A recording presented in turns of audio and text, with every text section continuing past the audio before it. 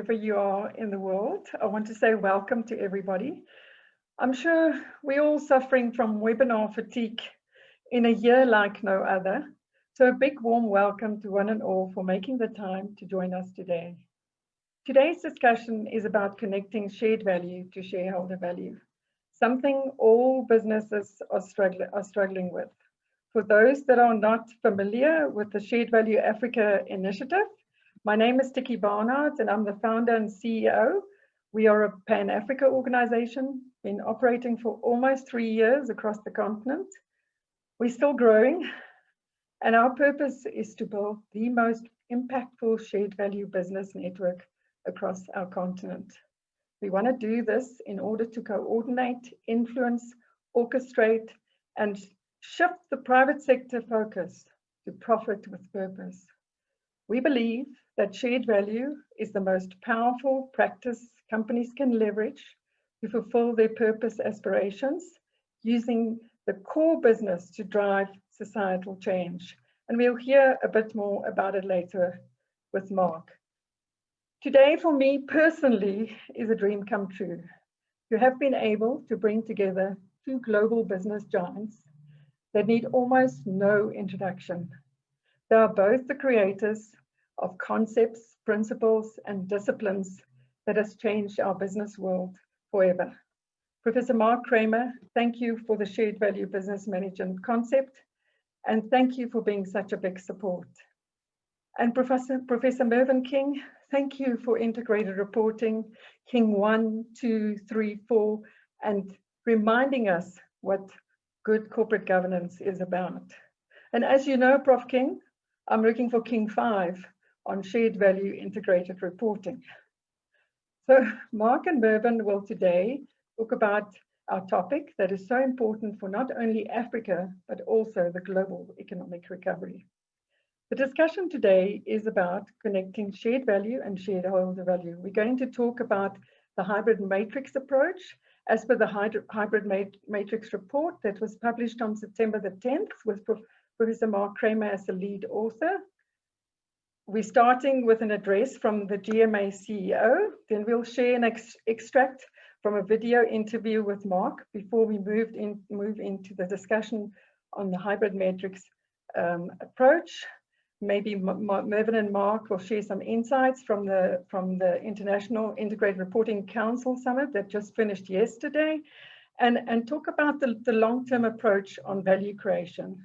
So lots to talk about, and all of this will be facilitated by another strong shared value voice and influencer, John Duncan, Head of Responsible Investment at Old Mutual. And I'm also very happy to say today that Old Mutual is a Shared Value Africa Initiative founding member. So first up today, we've got a very tight schedule. So first up is a man that has a big job. And he and his organization, GMA, are driving smart mobility that is changing the economy of the Gauteng province and ultimately South Africa. So prior to joining the Gautrain Management Agency in 2010, where he now works as the Chief Executive Officer, he was the head of Public-Private Partnerships Unit at the South African National Treasury. Between 2007 and 2009, he also worked for the World Bank as a senior finance specialist, focusing on infrastructure finance. The second phase of the Gautrain is a project that's going to create shared value and change lives forever. So please allow me to welcome William Dachs, Gautrain Management Agency CEO. William, thank you for making the time to share extracts from your career challenges and experiences related to finance and investment. And before I hand over to William, I also want to share that Gautrain Management Agency recently joined the Shared Value Africa Initiative family. And I want to say thank you for believing, like us, in the possibilities, opportunities, and the power of creating shared value and delivering on creating economic value and value for society. Ladies and gentlemen, William from Gautrain Management Agency. Over to you, William. Hi, Tiekie, and greetings to everyone on the webinar.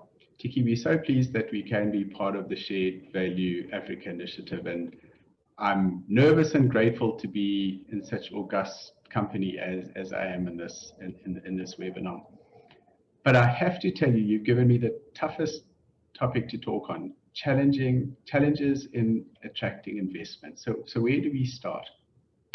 So first of all, I want to try and frame it as being, how do we create a shared value system that guides us as a society to make the most sustainable investments that create value for society as a whole and also for future generations. Now, that can even still sound pretty general and vague. So I really want to try and relate this to my personal experiences, having left the private sector about 20 years ago to join a small little startup unit in the National Treasury called the PPP unit. Now, those of you who've been around as long as I have may remember in the early 2000s, there was this massive enthusiasm for private investment in public assets and services. And they came up with the phrase public-private partnership, PPP.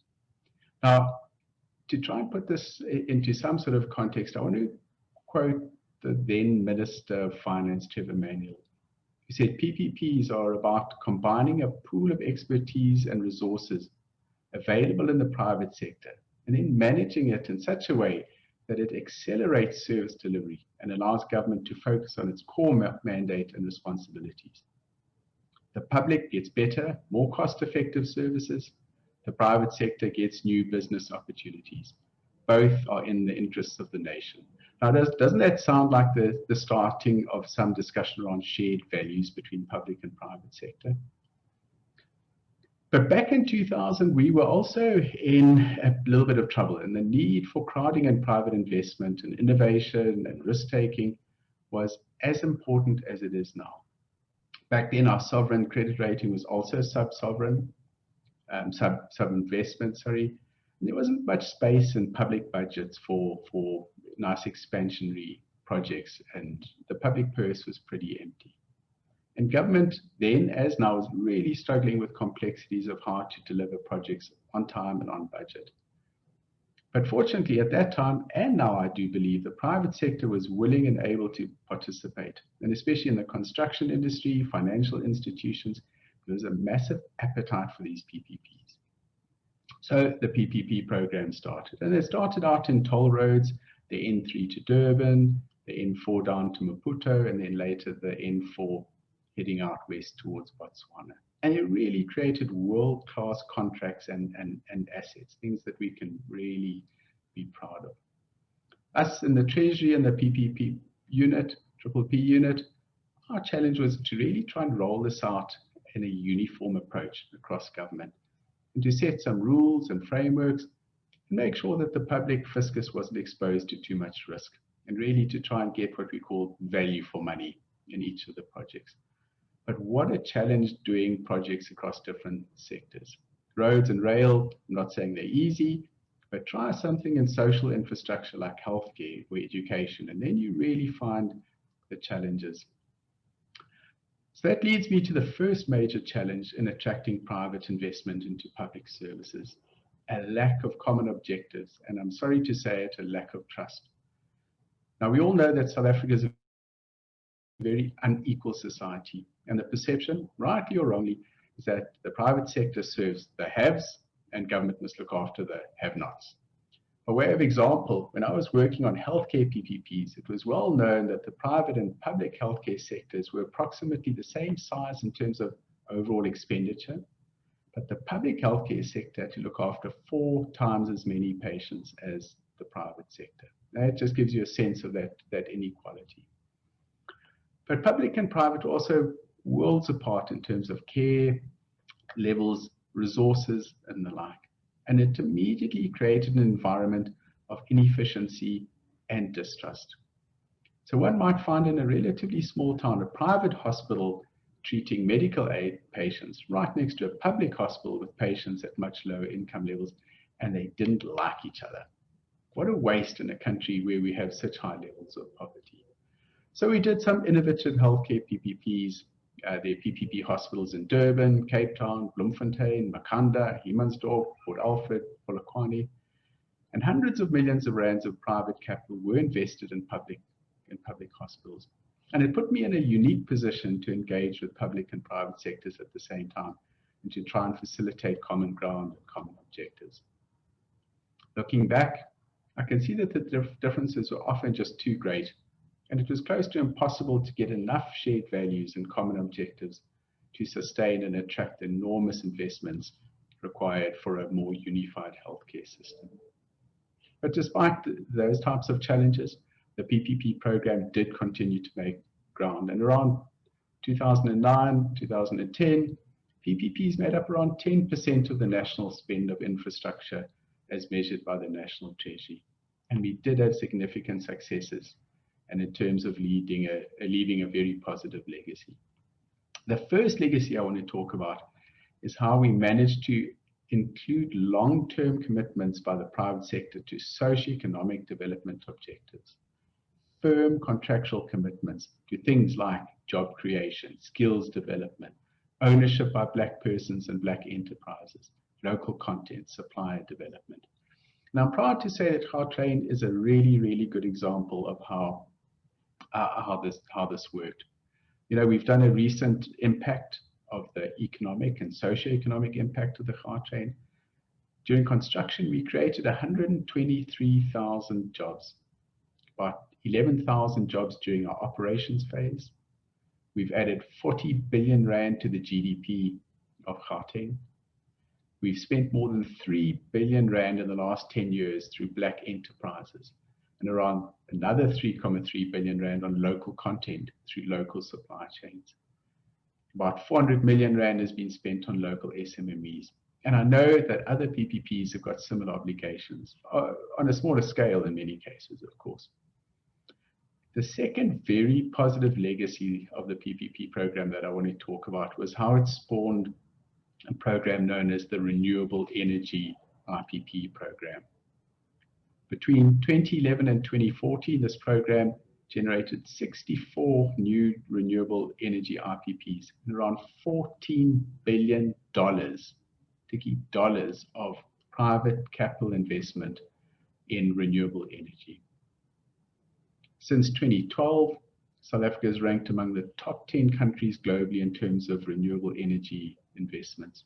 And to quote from a World Bank report, in less than 3 years, South Africa signed up for more investment, for more independent power generation that had been achieved across the entire African continent over the last 20 years. And the positive externalities of the program in terms of environmental and social benefits were massive. And every cent of investment was from the private sector, who take a lot of risk in terms of making electricity available to the grid. And yet, in that success lies another challenge to investment. Consistency and commitment from government are necessary to sustain the levels of investment. After 2014, the renewable energy program slowed down and even stalled. Delay after delay affected the program, and uncertainty crept in. You only have to do a quick Google of news articles on the topic, and they'll give you a sense of the lost opportunities as government now seeks to procure more renewable energy in the face of continuing shortages and load shedding. Linked to the consistency challenge, there's also the need to get and keep a steady pipeline of projects. The greater the number of investment opportunity projects, the greater the private sector interest in gearing up and competing for these opportunities is. The opposite is also true. The smaller the number of projects, the more ad hoc the programs are, the more expensive they become, and the fewer serious and credible private sector participants there are. Private sector investment is not a tap to be turned on and off. It's a resource that, if not cultivated, soon turns and looks elsewhere. The final challenge I want to highlight relates to governance and ethics. My experience is the vast majority of investors, credible investors, will run a mile from any project that doesn't subscribe to and follow the highest standard of governance and ethics. While the mind immediately goes to Zondo commissions and thoughts of corruption and maladministration, I want to point out that I think there's a higher set of ethics as well. And again, this relates to shared values of sustainability and inclusivity. For example, environmental impacts and impacts on society. And these need to be part of a shared set of values. What I'm saying here is it's not just enough to be clean, but one has to be sustainable and inclusive as well. So where does this leave us? Well, from a Gautrain perspective, Tiekie, as you said, we are busy with a program to expand the rail network in Gauteng by another 150 kilometers of rail, just like the Gautrain. We fully intend that it's done as a public-private partnership. We're looking to get around 50% of the capital costs coming from the private sector. So how are we going to do that? Well, if we're going to achieve it, we're going to have to show, not just talk about it, but show that the project will truly benefit a broader society through multiple objectives that go beyond just being a train system. We're going to have to show that we are inclusive, consistent, and reflect a strong commitment from government. We're also going to have to continue best practice in governance and ethics, not only in words, but also in actions. Good investors see through words very, very quickly. So in closing, I think that we really have to put out a call to arms here. Somehow as a country, we've got to return to a more collaborative approach between public and private sectors in terms of our investments. We can't afford to have state-owned enterprises doing things that the private sector should do. And we can't have the private sector doing things in an inefficient and unsustainable way either. So somewhere along the line, in the near future, we're going to have to sit down. We're going to have to follow our president's call to a true partnership. And we're going to have to make sure, from a Gautrain point of view, that our expansion plans fit neatly into that paradigm. Thanks again for inviting me. I hope I've given you and all the participants some sense of what we're trying to do and where we need to go from here. Thanks very much. Thank you so much. Thank you, William, for that commentary and outlining the benefits of the GMA's legacy programs and, the challenges that are coming ahead that might be faced as well. I think that really has helped us, in setting the scene for today's session. Good day, everyone. My name is Vuyoli Tsege, and I am the Director and Head of Stakeholder Relations and Membership for the Shared Value Africa Initiative. As Tiekie mentioned earlier, the hybrid matrix report that was published in September of this year to introduce the concept that makes a connection between doing good and doing good profitably more explicit, particularly for consideration by investors, and to effectively communicate the financial benefits of social impact.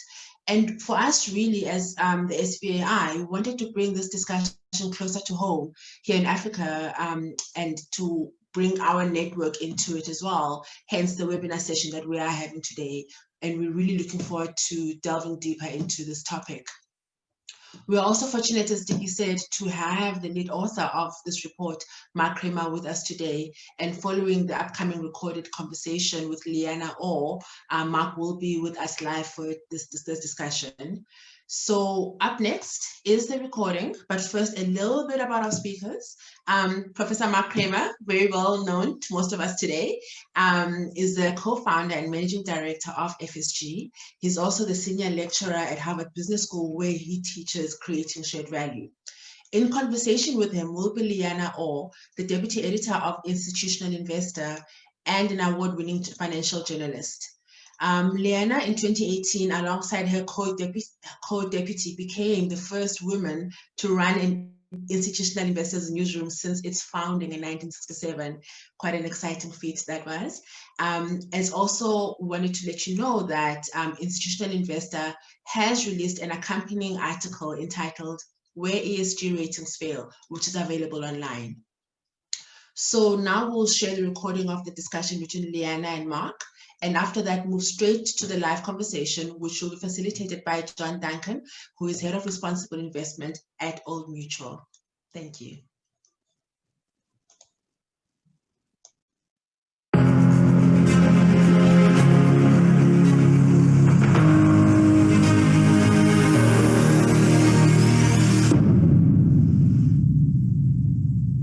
Mark, I want to start by airing a complaint that you and I both know is all too common from both corporate directors and investors related to traditional ESG, which is there are too many rating systems, there's so many data sources, there are so many benchmarks, we don't know which one to follow. Tell me why the theory of hybrid metrics isn't just introducing one more set of standards. Well, first of all, Leanna, thank you for being here, and it's been such a great partnership working with you. And I completely agree, of course. There are something like 125 different sustainability rating agencies.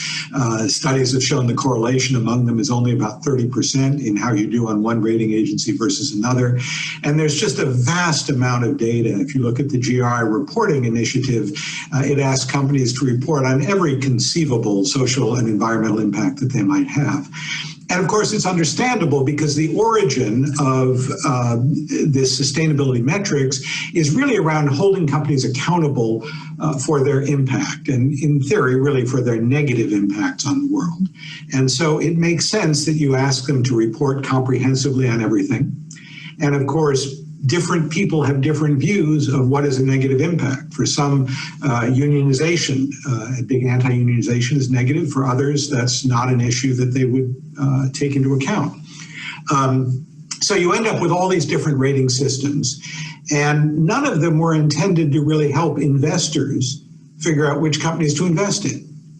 And so when you get to that question, these systems really are not very helpful or informative because there are so many, because they are so contradictory, and because they're so idiosyncratic.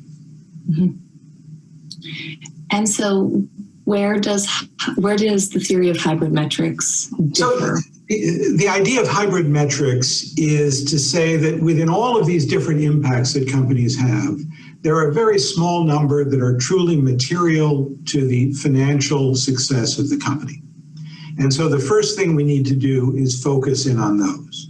And it doesn't mean that we shouldn't hold companies accountable for other impacts they might have. Of course, we need to hold them accountable. But from an investor perspective, we're interested only in those impacts that are truly material to the financial performance of the company.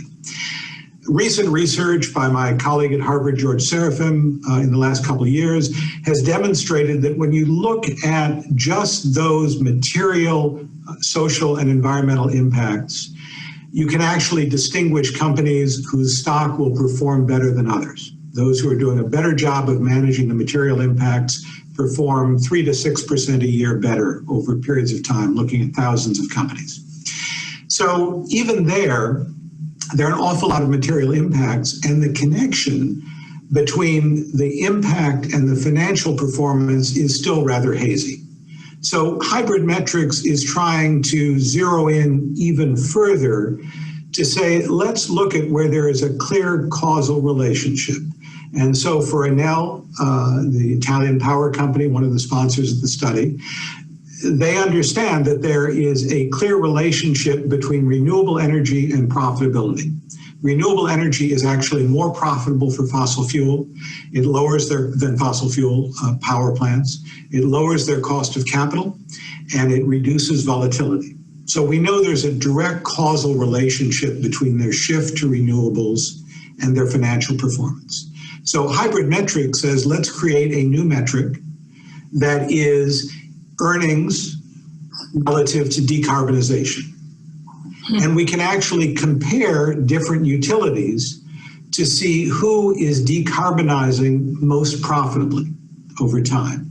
And so it actually uses the traditional financial measures of performance, pairs them with the relevant social or environmental impact, and enables you to create a simple number that you can then verify externally and compare across different companies within an industry on comparable terms.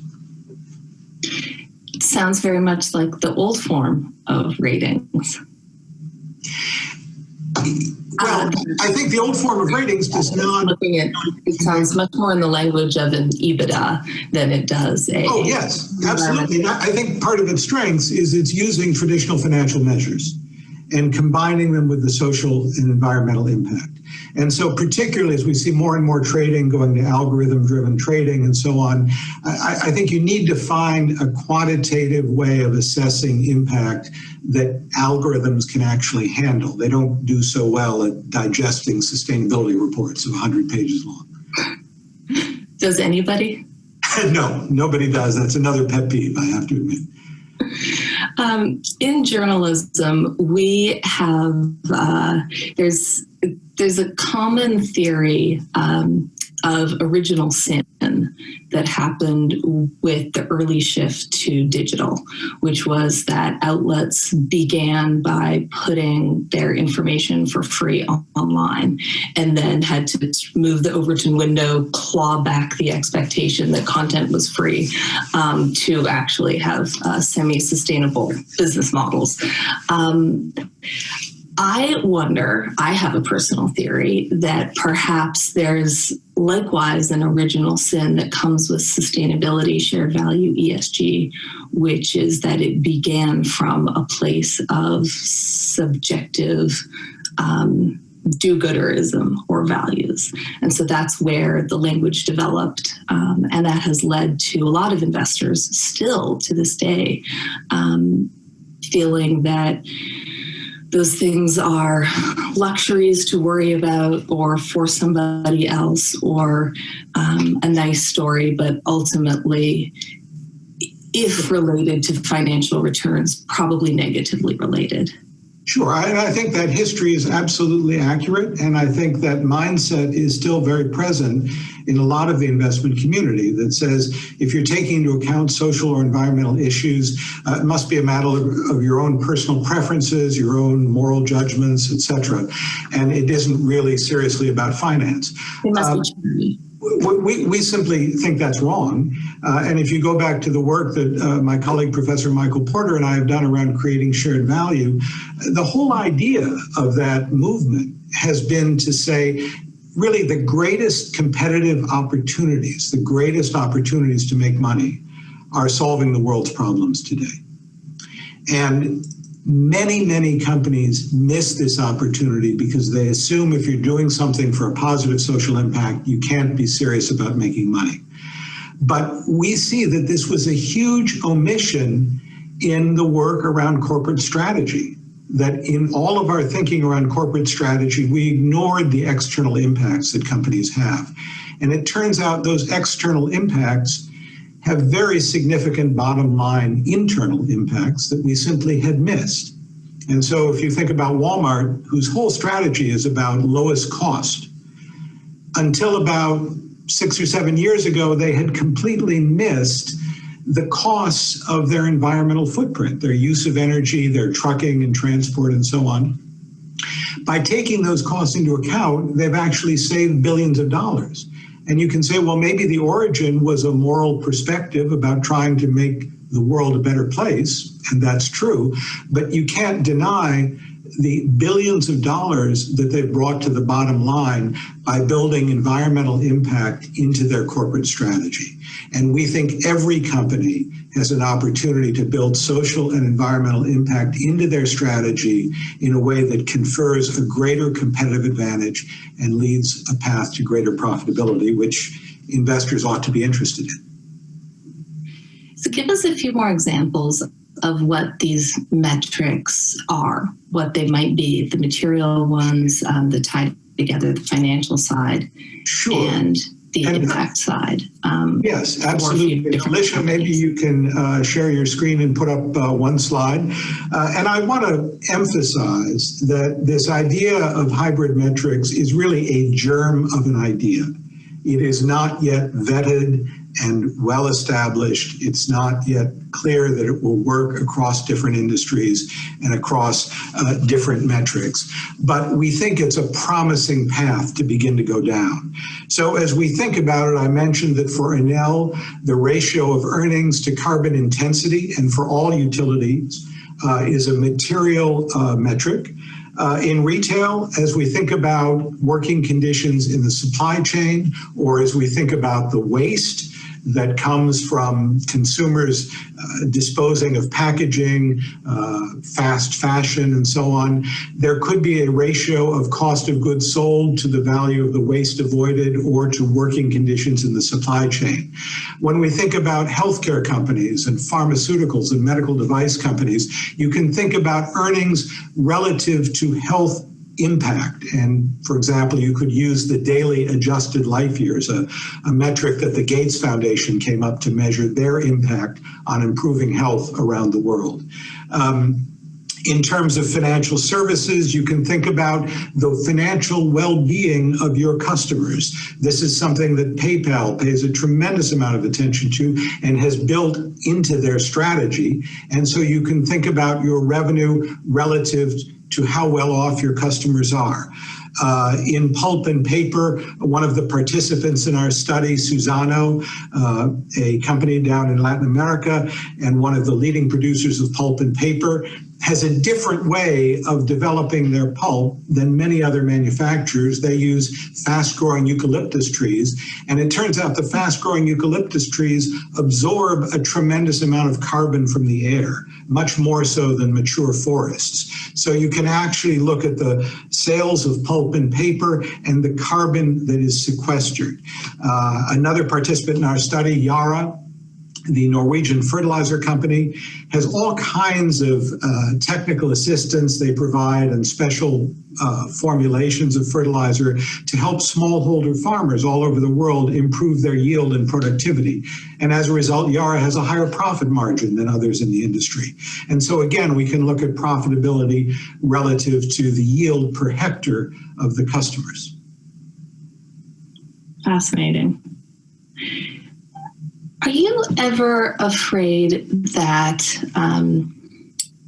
there may not be a positive relationship between certain material factors and financial outcomes for companies? And how should corporations handle that? Right. Well, I mean, first, I absolutely agree that there are many situations where there are negative impacts.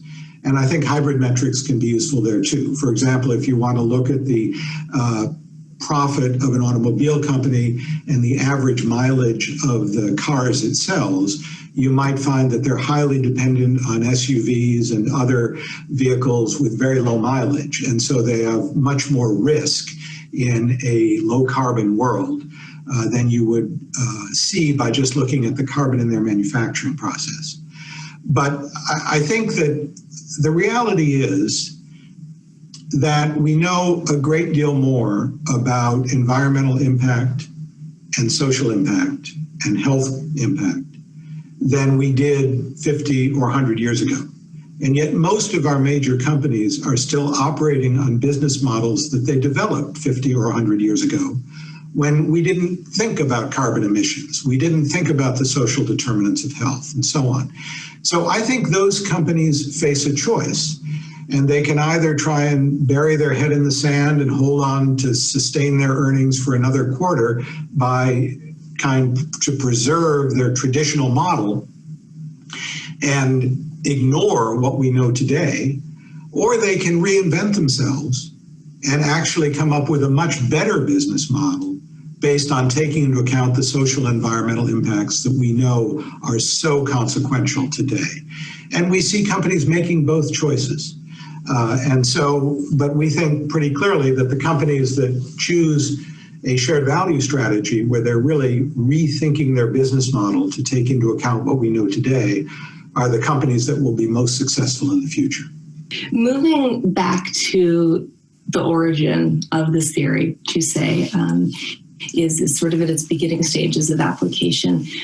When did you and your co-researchers realize that shared value needed hybrid metrics?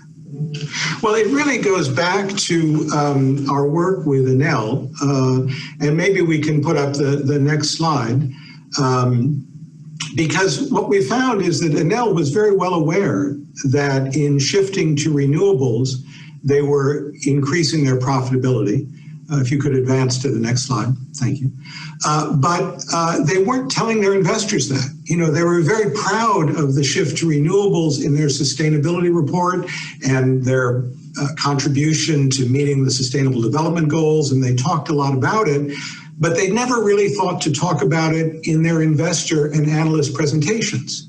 And again, this goes to the mindset that we see throughout companies around the world, that if you're doing something that has social and environmental consequences, you think about it in terms of your reputation, in terms of the NGO community, in terms of government, but you don't connect it to your investors.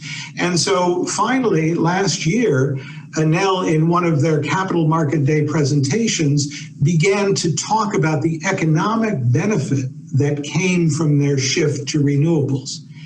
And they found that in the weeks following that presentation, their stock price actually increased by 24%. It hit an all-time high because investors could begin to understand the connection between all this talk about decarbonization and the actual impact on Enel's bottom line. And so we began to think about, well, how can you communicate more effectively to investors this connection between what you're doing as a company that in terms of environmental impact and how that affects your bottom line. And so we said, well, let's look at a couple different European utility companies, competitors of Enel, and see what happens when you look at the ratio of EBITDA to carbon intensity.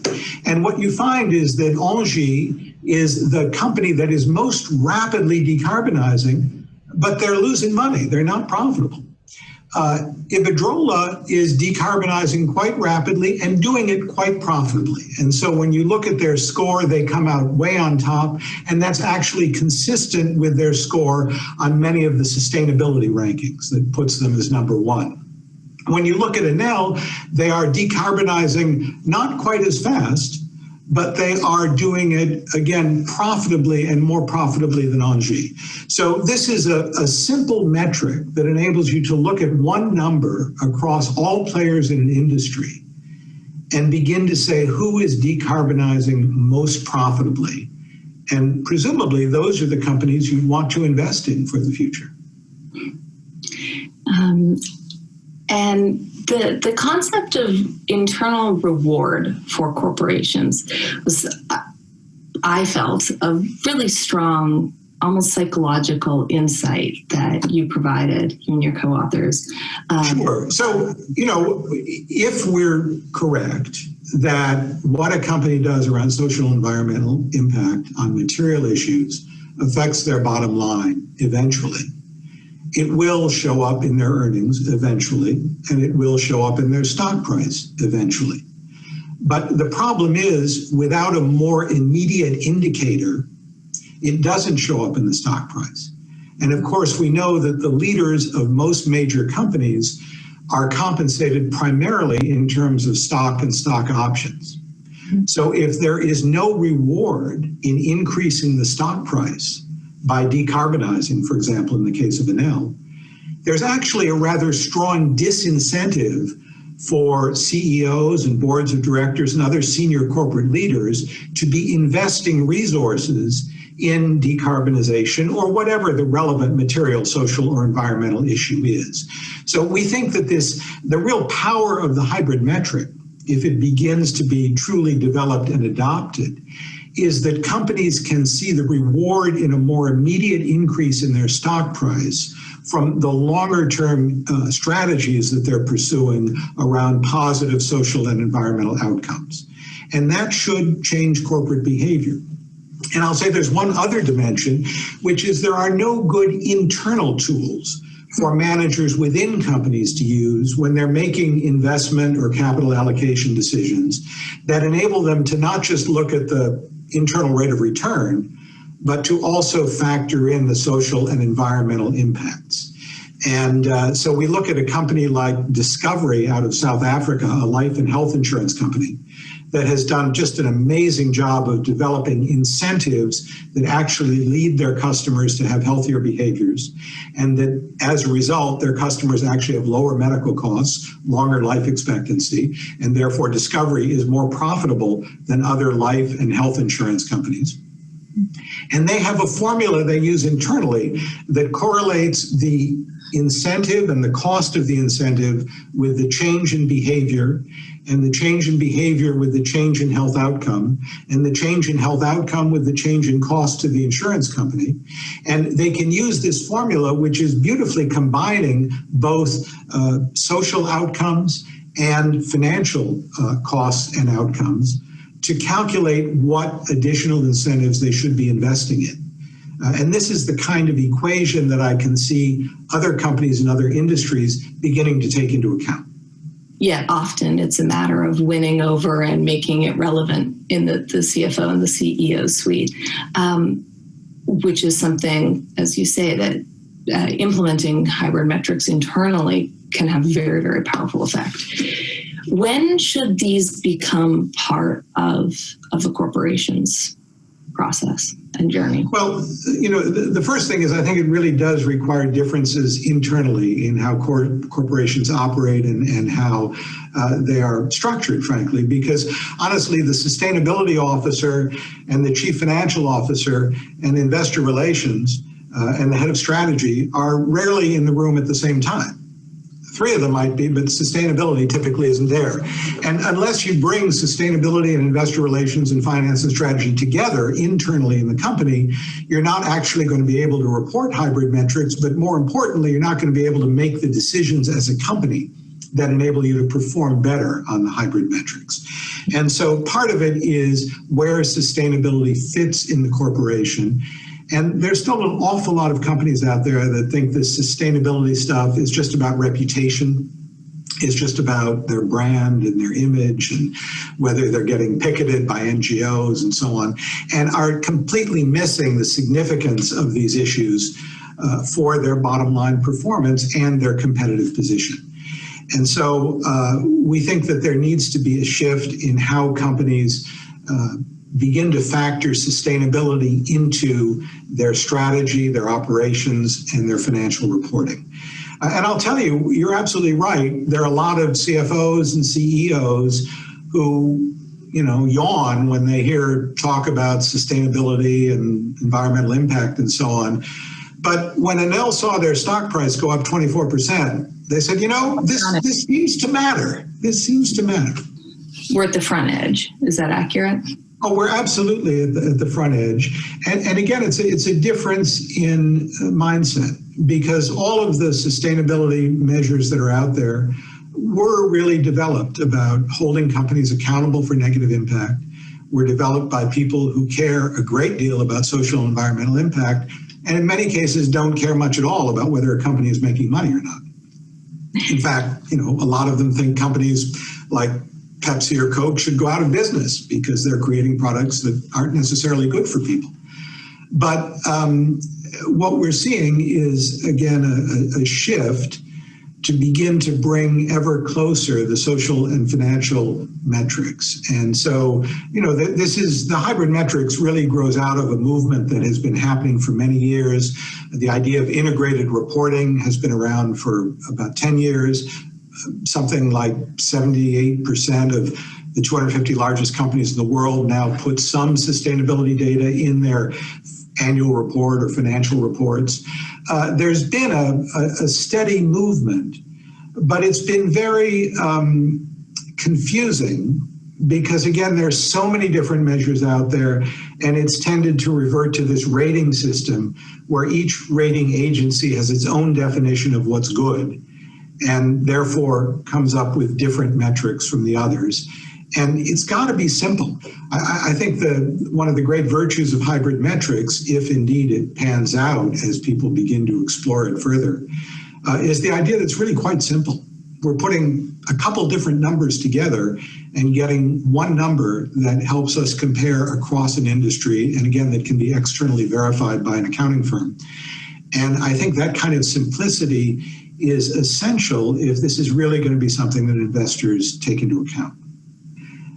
One thing that's important to emphasize is that hybrid metrics only work when there is actually a causal relationship between the social or environmental impact and the financial performance. So we do know with Enel that there is a causal relationship. There's a reason why renewable energy is more profitable for them than fossil fuel. And so that connection makes sense. So the first thing you have to do is be sure that you understand the causal relationship between the external impact and the financial performance of the company. And then you can begin to develop some metrics based on publicly available data and look across an industry. As I said at the outset, I think this is just the very germ of an idea. I think it will take a lot of experimentation on the part of investors and companies to really identify what hybrid metrics are the most meaningful in any given industry. And I know there's a certain reluctance on the part of companies to report any data that they aren't, required to report legally, and the risk of exposure to litigation if they make promises that aren't fulfilled. So I'm not naive in thinking that everybody's going to jump on this new metric immediately.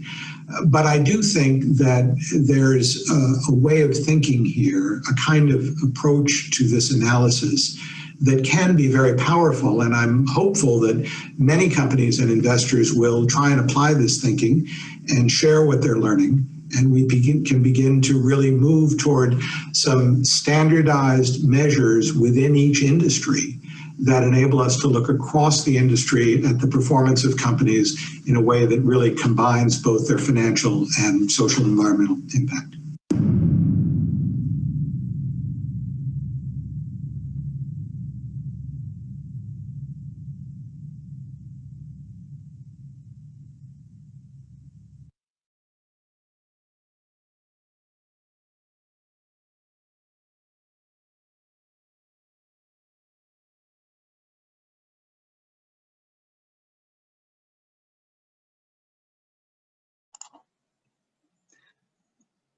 Apologies, Mr. Duncan. Sorry, we are unable to hear you, and I do see that your microphone has been unmuted. Could I ask for you to either unplug and then plug in your earphones, or perhaps just unplug your earphones entirely?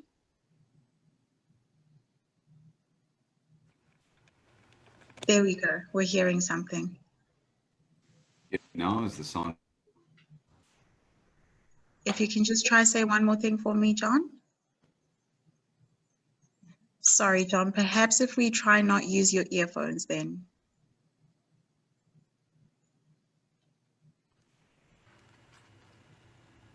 John, if you can say just one thing for me once more. Hi there, can you hear me now? This is a bit odd. Loud and clear, loud and clear. Fantastic. Thank you so much. Super, so let's kick that off again. So welcome everyone. I see there's about 120 people online. Fantastic to have you all participating in this discussion. I'm personally super excited. Really pleasing to have Professor Mark Kramer online with us, as well as Professor Mervyn King. Welcome to you both.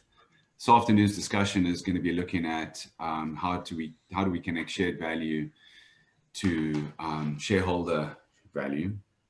I mean, this is perhaps one of the most critical conversations that we face right now across the planet. Certainly from an investor perspective, over the last decade, there's been, through the growth of responsible investment, there's been a much clearer understanding that, the market system is a function or a subset of the biophysical system, which itself is a subset of the social system. And we know that if societies fail, or if the biophysical systems fails, that markets fail. And so ultimately, for long-term investors, it certainly makes sense to direct capital in a way that builds long-term system resilience, both in society and the environment.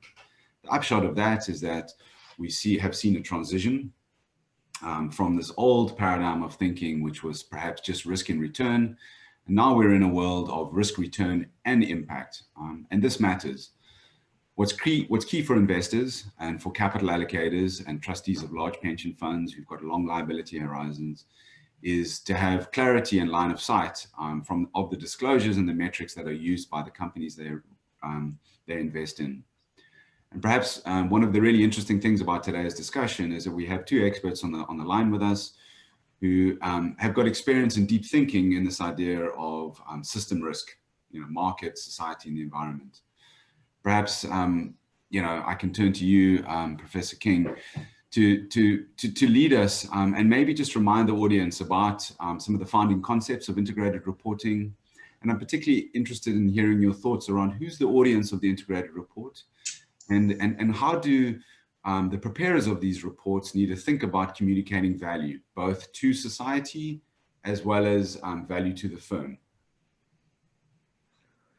Well, my journey with that led to a destination, which is exactly where Mark is.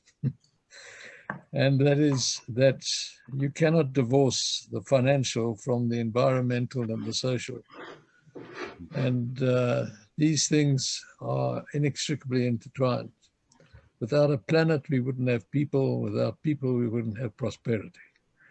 So these things are interconnected. Unfortunately, we've had at least 150 years, going from the middle of the 19th century to the beginning of the 21st century, where for certain reasons, historic reasons, we had a focus on increasing the wealth of shareholders. And that led to a century of unsustainable development. So at the end of towards the end of the 20th century, 1995 to be precise, we knew that we'd reached ecological overshoot, that companies were using natural assets faster than nature was regenerating them. Clearly not a sustainable issue. At the time, I was the chairman of the United Nations on Governance and Oversight. And IFAC asked for a meeting at the United Nations headquarters in Geneva, where I was stationed. And it was Chatham House rules, but now public knowledge.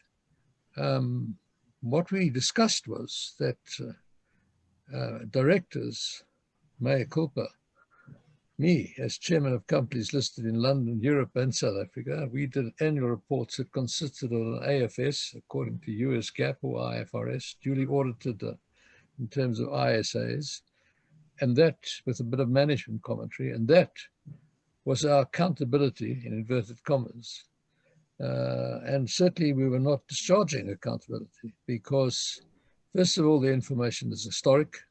Secondly, because of company collapses and wrongdoing, etc., the standards became more and more complex and more incomprehensible to the average user. So at the same time, because of ecological overshoot, in Boston, where Mark is sitting at the moment, White and a senator thought, well, there must be some guidance because an analysis was done of the S&P 500. And some of the iconic companies listed there, it showed that at that time, only about 20% of its market cap was reflected as additives in its balance sheet according to US GAAP. Well, what was the other 80%? It became known as sustainability issues, and then the ESG space, environmental, social, and governance space. And so the GRI was founded in 1997 in Boston to try and give some guidance to directors to report on this 80%, so to discharge their duty of accountability. And we were, and they were, I became chairman later of the GRI. They were looking exactly what Mark says at the negative impacts. Company produces a product or renders a service. That's output, goes out into society. It has a negative impact, let's say, on the environment. And they were worried about these negative impacts where they were. And so in the ESG space, what happened was that it became more and more important from a market cap, the makeup of a market cap, then the financial report itself. The result was that other framework providers entered the space, and Mark has pointed to this. And there are over 100 of these framework providers. And as chairman of the IIRC, we started the corporate reporting dialogue, which Bob Eccles and George know about, that we tried to get these framework providers together to say you're causing confusion and clutter in the marketplace for preparers. And investors cannot, comparability is being diluted. So you've got to try and converge your guidance or your standards, because particularly from an investor point of view, you know, it's ridiculous. You're going to You invest in BP, they comply with SASB. You're going to invest in Shell, they comply with GRI. Well, you're looking at an apple and a pomegranate.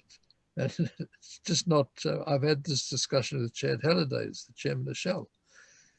And so in last year at an international conference in London, I said, and I happened to fortunately have many of these framework providers in the room. And I said, it's a social outrage that you are dealing with public interest issues, and yet you see yourselves as competitors. And you're all being funded from the same social pond. You're fishing in the same pond. And you're dealing with public interest issues. They're not corporate secrets that you lock away in a corporate closet, intellectual secrets. And it's a social outrage. Well, I'm told this galvanized some thinking. And I have to say, as late as last night, I was online talking about this, that there is huge movement in that area now. So the Gang of Five, as I call them, five, the IRC, the CDSB, I'm sorry, the alphabet soup, but I think you all know what I'm talking about, CDP, SASB, have all got together to say we are going to collaborate. The IFRS Foundation has issued a consultation paper saying, should we expand our constitution to include sustainability reporting?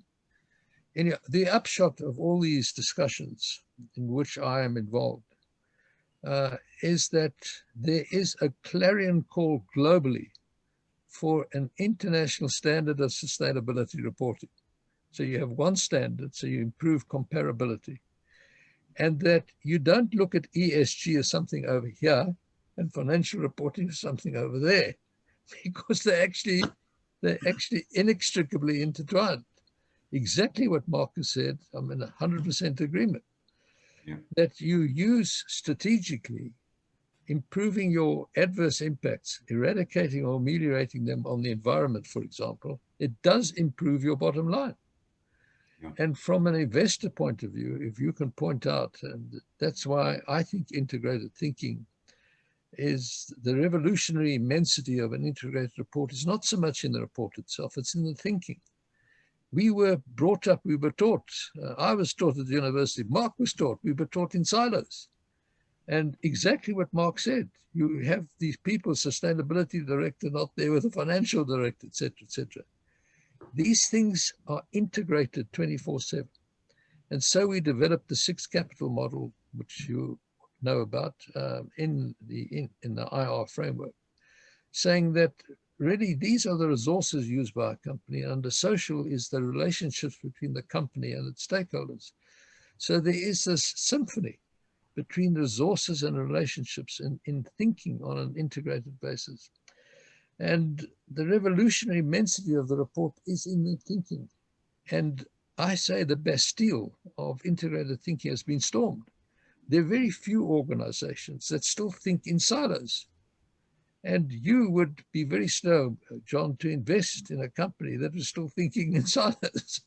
So, and that's why eventually I wrote my book, The Chief Value Officer, saying, and IFAC happens to agree with me, and they've written an article on it, saying Professor King is correct, that really it's a misnomer to call the accountant who has become the chief financial officer when he doesn't sit in the corner room drafting an AFS according to US GAAP or IFRS only. He's dealing with a value creation processes now at the moment, from inputs to outcomes, and that's our value creation process. So I think that Mark and I have arrived at the same destination, but by different means of transport. Yes, and the audience, we say, is the provider of capital. And I said last night, and I'm going to repeat what I said last night, that the provider of capital today, Old Mutual, John, is actually doing an ESG audit before investing your beneficiaries' money in the equity of a company. So the audience is correct. It is the provider of capital.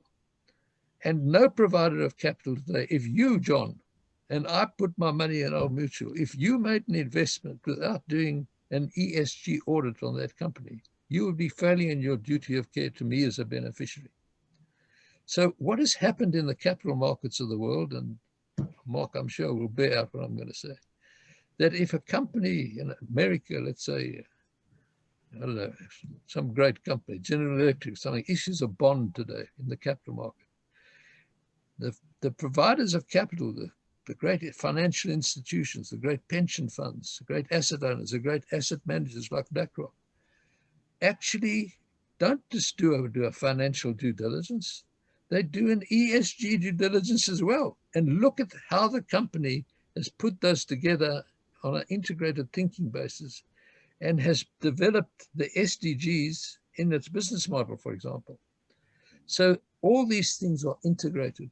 And that's why I'm a believer that the most informed body of persons about a company and about what it's doing with ESG and what it's doing financially, et cetera, with enterprise risk management, all the things we talk about in the activities of how the company makes its product, it's absolutely critical that you think of this on this integrated basis.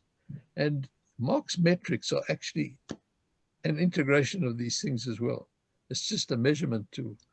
And so that's why I think we've arrived at the same destination, just through different means of transport. Yeah, I mean, what's really fascinating, and perhaps Professor Kramer, I can bring you in here. What's really fascinating is we've, you've been speaking to us about this outside sort of systems view of disclosure and accountability and transparency. And I think, where Mark's journey to the same point around system interconnectivity comes from the firm level view in terms of strategy. And so I wonder, Mark, if I could bring you in here and maybe you could speak to us a little bit about some of the thinking around the foundational concepts around shared value, and just sort of, I think it's always helpful to remind people around, shared value as a strategic endeavor. Let's start there, and then we can get into the hybrid metric side of things. Sure, thank you. And thank you, Mervyn. And we certainly do have reached the same destination, albeit through different paths.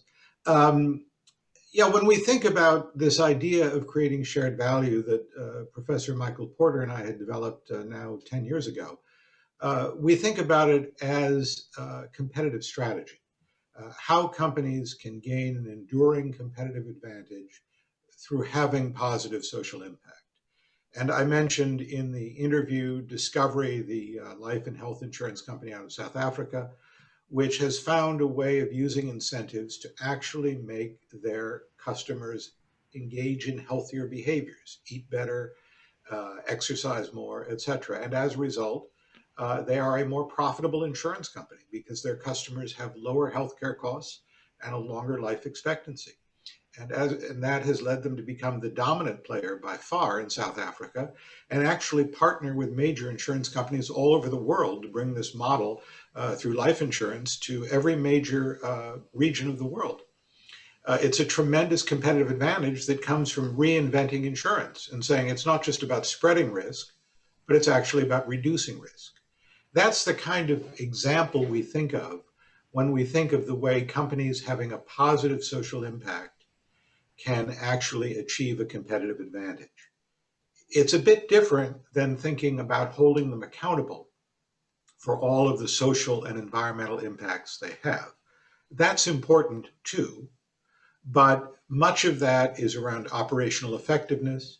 Much of that is around adopting best practices in the industry. Much of that is about getting ahead of the curve in terms of regulations that may be coming down the path. But not all of it is contributing to competitive advantage. And so we think about this large set of ways in which companies need to be held accountable, and they need to report on all of that.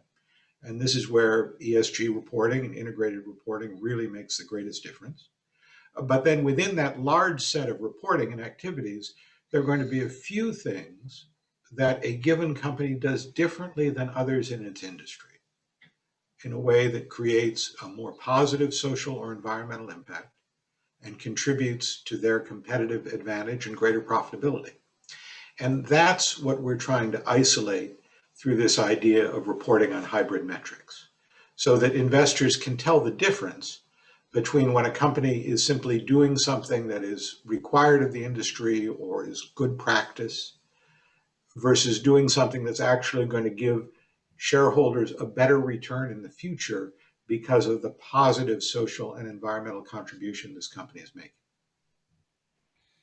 So, I mean, what's interesting for me, and we speak to a lot of very large asset owners out there, and you know, these are folks that have got 15 to 20-year liability horizons. Their big game is to sort of transition their asset base into something that's aligned with a kind of low carbon, resource efficient, socially inclusive future. And so hybrid metrics have got value in the hands of capital allocators as well. But I'm interested to hear you, Mark, speak a little bit more about hybrid metrics from the perspective of what can it offer the CEO and the CFO in terms of their strategic endeavors. You spoke a little bit in the video about the sort of the incentive for, you know, early feedback to help companies communicate to the market how they're creating value in a new way. Absolutely. And, you know, the reality is that most CEOs, certainly in the US, but in much of the world, are largely compensated by stock options. And so they are deeply motivated by improving the near-term performance of their stock. And unfortunately, if environmental and social improvements, even if they have a long-term benefit to the company, don't have a short-term impact on the stock price, there is unfortunately a rather strong disincentive for CEOs to prioritize investment in those areas and innovation in those areas. And so the virtue of a company being able to report hybrid metrics like Enel is to make clear to investors that the actions they are taking today to improve their social and environmental footprint are in fact improving the economics of the company for the future, so that shareholders can price that in today and create a more immediate reward for the management team that incentivizes them to invest more fully and more deeply in social and environmental innovation. So, Prof. King, I wonder if I could bring you in here. This idea of the issue of an integrated report needing to communicate value, you know, value to shareholders, value to the firm. It would be interesting to sort of hear your thoughts around, you know, what's the appropriate way for them to communicate these value changes, and how's that helpful to the investor? Well, I was just thinking about remuneration, Mark's comments. We all believed that it was good to align executives with the shareholders, but they have different time horizons. They have different needs and different interests. And I'm no longer a believer in the granting of share options to executives. I believe in variable remuneration. What do I mean by that? And that is to say to the CEO and his team, well, during the last fiscal period, these were the negative impacts on the environment and how the company made its product. Give me 5 things you're going to do to try and eradicate or ameliorate those negative impacts on the environment. You do exactly the same on society. And then on the economic side, well, you're budgeting to increase EBITDA, EBITDA I call it, the C being COVID, Mark. EBITDA these days. EBITDA, you're going to up 7%. Well, if you increase it more, you're going to get 1/3 of a bonus.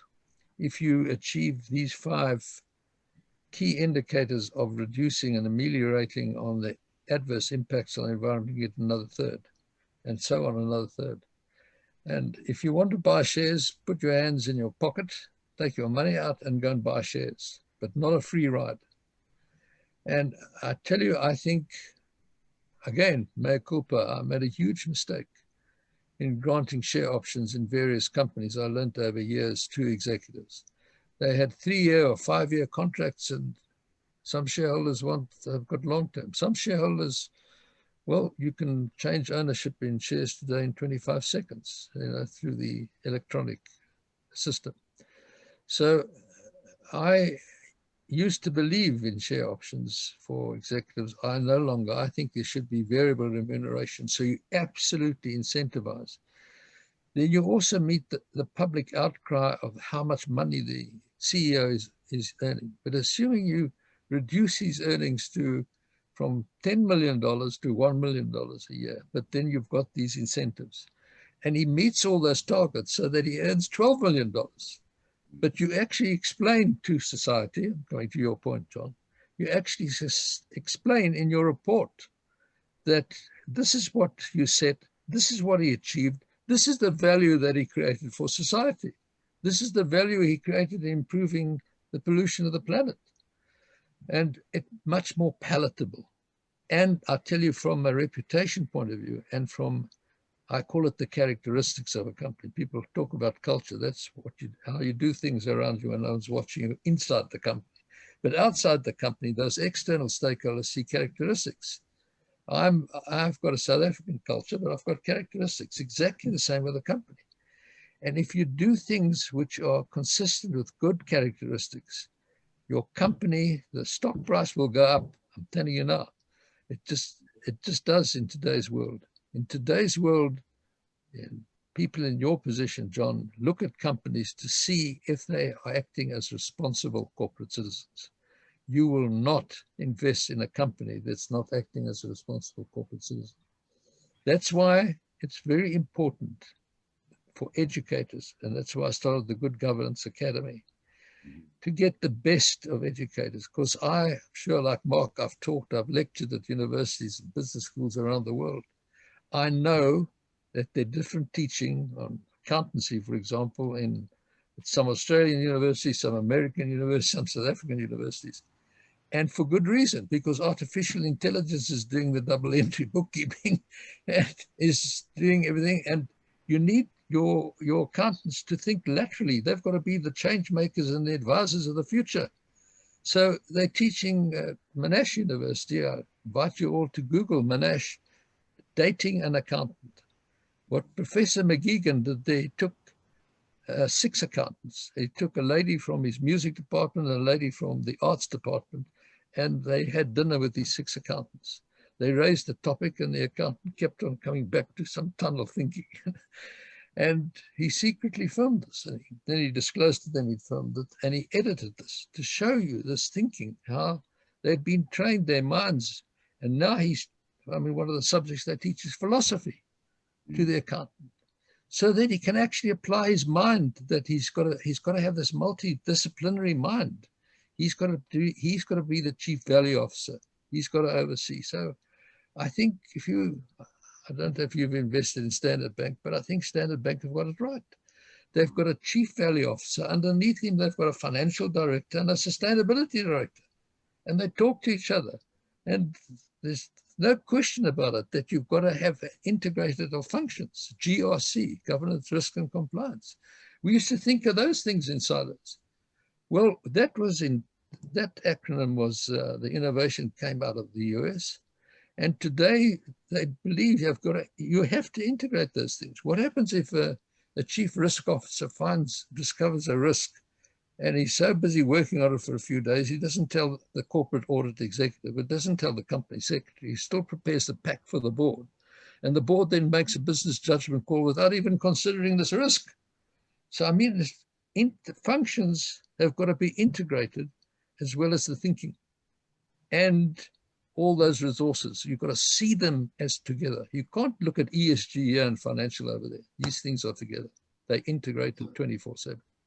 So I think what's really powerful about what you put on the table, Professor Kramer, with your hybrid metrics, is that it brings these sort of potentially disparate ideas into one single place, something that can withstand the rigor of an audit or some level of assurance, which I think is quite important. I'm curious to hear from you, sort of just from an innovations perspective. Where do you see this discussion around hybrid metrics going? How would you like to start seeing CFOs and CEOs sort of playing around with these ideas? Yeah, I'd love to see them start playing around with it, and I think it's going to take a bit of experimentation to really see if this concept makes sense and works. you know, it's important, I think, to emphasize that this idea of the hybrid metrics does not replace the broader ESG reporting and integrated reporting that Mervyn is talking about. Companies still need to be held accountable for all of their impacts on the planet and on people. And that is a matter of public policy and accountability and the conscience of investors. But within that larger set, there are these relatively few indicators where what the company is doing from a social environmental point of view is really having a significant impact on their competitive position and future profitability, and therefore is of real significance and importance to investors from a financial point of view, and frankly, from a fiduciary duty responsibility. And so it's trying to clarify where is the company merely being held accountable for good policy and public policy, and where is the company gaining a competitive advantage by having a positive social impact.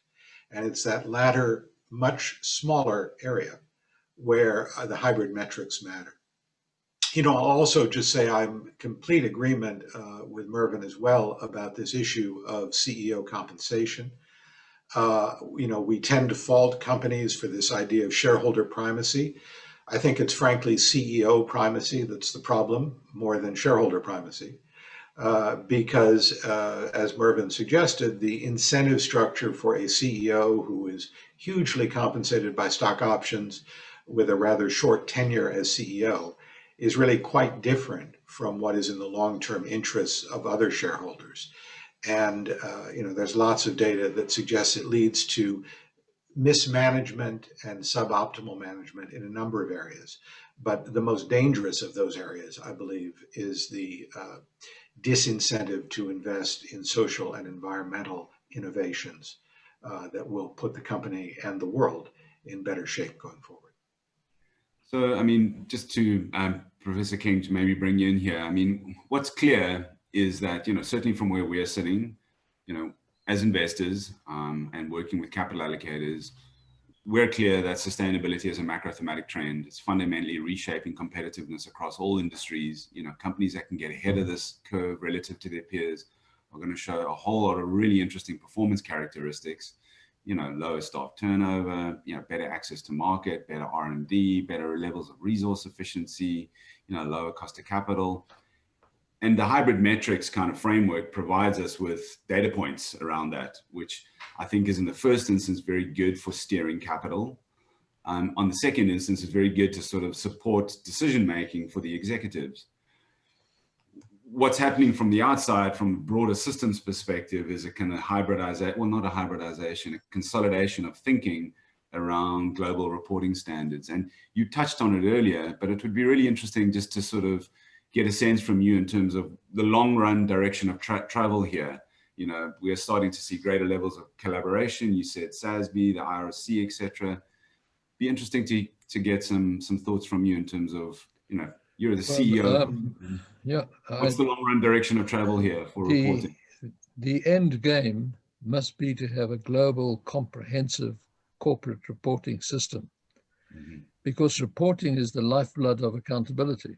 When you report, and the more informed the report is, the more information in the accountability and the more information you have to make a judgment call whether to invest in company X or company Y. So the vision is clear. And it's a question of egos and various other things that are keeping people apart. And that's what I was talking about last night, that we have to, we're running out of time. We have to have one system. Mainly we've got US GAAP, we've got IFRS. Now, for 20 years, we've been talking about how to get one financial reporting system. That's not as urgent because they're very mature now and there's a rigor there. But there's no rigor in sustainability reporting. It's all over the place. And the ratings are just absurd. They're just absurd because you can't, there's no veracity in them. And the measurement tools are, some are here, some are over there. And really you can't, very, very unsafe to use them. So the first step has got to be to get a sustainability standards board where you have one standard on sustainability. And then you've got to merge those two, the financial and the non-financial. I hate that term, non-financial assets, because they've all got financial outcomes. And that's what I'm talking to the IFRS Foundation about. I mean, it happens to be the largest organization in the world on financial reporting.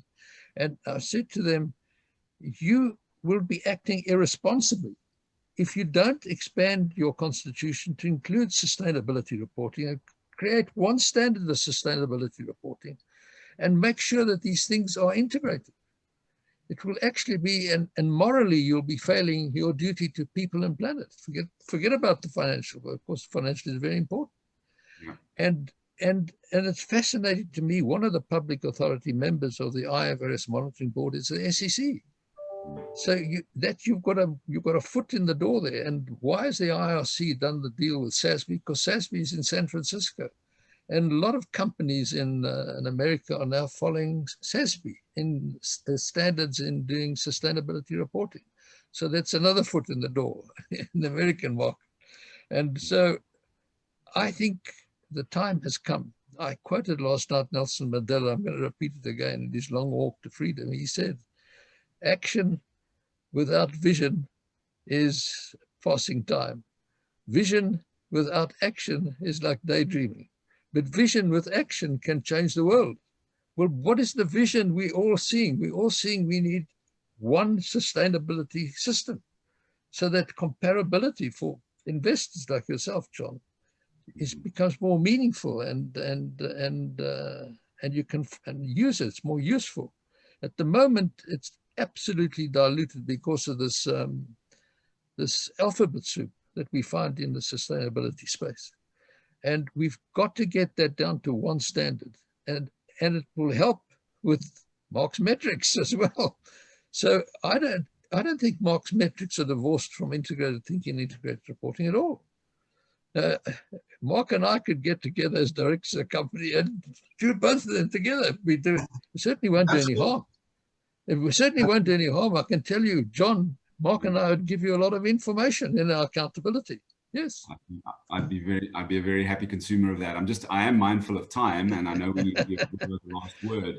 But perhaps maybe I could ask each of you, and Prof. Kramer, maybe we could start with you. But just given the audience, likely going to be some CFOs, CEOs, leaders of businesses.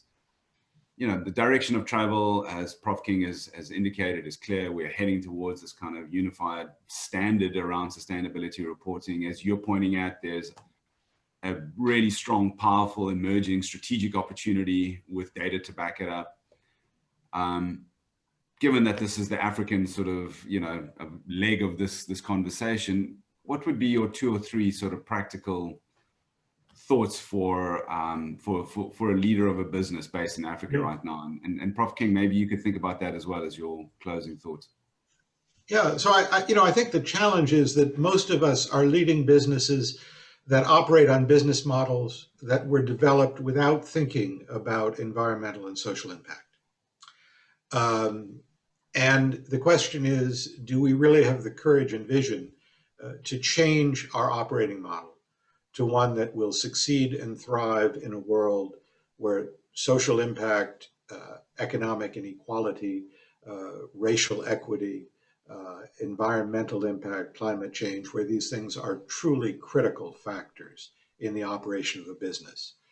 I have to say the most frightening thing for me, I serve on the supervisory board of the World Benchmarking Alliance, which was set up by the United Nations Foundation and others to track progress toward the SDGs and to look industry by industry at whether companies that have made these commitments to upholding and serving the SDGs are actually on track to do so.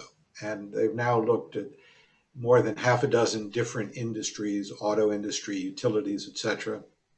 And unfortunately, the conclusion is that almost no companies are actually on track to deliver on their stated commitments to the Sustainable Development Goals. So for all the public relations and commitments, the reality is companies have not changed their business model fundamentally enough to create a sustainable, livable world. And that, I think, is the challenge for industry leaders, to say this is not a peripheral accommodation around the edges of our business. It is a fundamental rethinking of what business we are in and how we conduct that business to align with a sustainable world. And that shift takes the kind of vision plus action that Mervyn refers to. And that is what I think is confronting CEOs around the world today. Well, thank you for that. Well, I can only echo. Last word to you. I can only echo what Marcus has said. Paul Druckmann spoke to me the other evening, and I've become an ambassador of the Benchmarking Alliance, Mark. So I know exactly what you're talking about. And it fascinates me that people like John don't actually ask a company, have you looked at the SDGs which are pertinent to your business, and how have you incorporated it into your business model? And how are you doing? What's happening? Very few people ask this question. And of course, it's a critical issue. And I think this value creation process is important, that we've got to, the true measurement of success of a business today is it adding value to society? That's all. If it's not adding value to society, if you measure it through Mark's metrics, or you do the value creation process that I'm thinking of, and really have a value officer, you're looking at all these things on an integrated basis. If you're not adding value to society, go out of business, because what's happening, you're being subsidized by society and or the environment. And that is disaster. So you've got to be adding value to society. And if you're not, you should go out of business. And certainly the question of, what we have learned over the last couple of decades is the cost of capital is actually reduced when you're doing this correctly. I mean, what can be more beneficial for a company than lower cost of capital? So it just makes sense. So I echo exactly what Marcus said. And I just use different language, value creation process and adding value to society. That's the success, not how much money have you made. And the critical success factors was increased profit, increased dividends, increased share price. Never asked, how did you get there? How did you make that money? Well, if you were subsidized by society and the environment, you've actually cost society money. And you, John, shouldn't be investing my money because you've got my money, beneficiaries' money in that organization. Well, so I echo what Marcus said. Well, I can assure you, Prof. King, that we are innovating and we are designing and we are seeking out those who are producing their revenue through the production of a good or a service that's aligned with a low carbon, resource efficient and socially inclusive future. Yeah, exactly. When you look at that opportunity set across Africa through the SDG lens, I recently saw a report. It's about, there's an opportunity set sitting out there, north of $100 billion.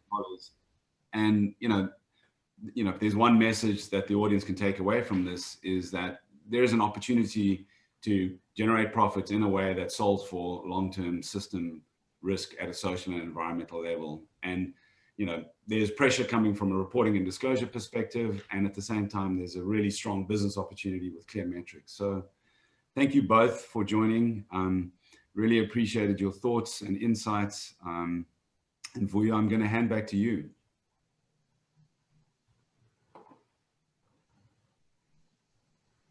Thank you so much, John.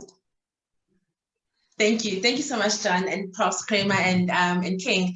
And I have no doubt when you were talking about keeping the conversation going, Tiekie was jumping up and down at the prospect of collaborating here. Because we've been talking about, bringing home the concept of integrated, shared value reporting, as it were. So thank you so much to all three of you for this conversation today. And we're very excited to have been witnesses to it. As we round off today's session, I do want to acknowledge, as the SVAI, the team at FSG, a not-for-profit social impact consulting firm, as well as the Enel Foundation, who contributed to the research and the report discussed today, as well as the group of expert advisors who from the investment community at large. We'd also like to thank NL Foundation for generously funding this research, as well as to Susano and Yara International for additional support. We truly appreciate these organizations making the research findings available for use really by the general public. Thank you once again to William Dachs, from our newest member of the SVAI, the Gautrain Management Agency. Thank you, John Duncan, once again for representing our founding member, Old Mutual, and for facilitating this discussion today. As of course, again, Professors King and Kramer for this engagement. As the SVAI, we've been absolutely thrilled to finally have today's session going. And of course, as I said earlier, we look forward to having many more. We do hope that today's discussion will not only raise awareness about this hybrid matrix, but also broaden thinking on how an organization can take the next steps in creating the golden thread in its reporting in order for investors to take note of the business benefits of social impact and understand them fully.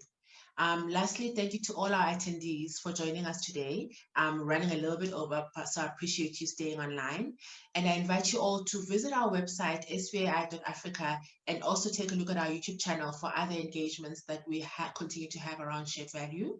And please do reach out to us with any questions or comments that you might have. And wherever you're dialing in from, I wish you all a good morning, good afternoon, or good evening. Thank you.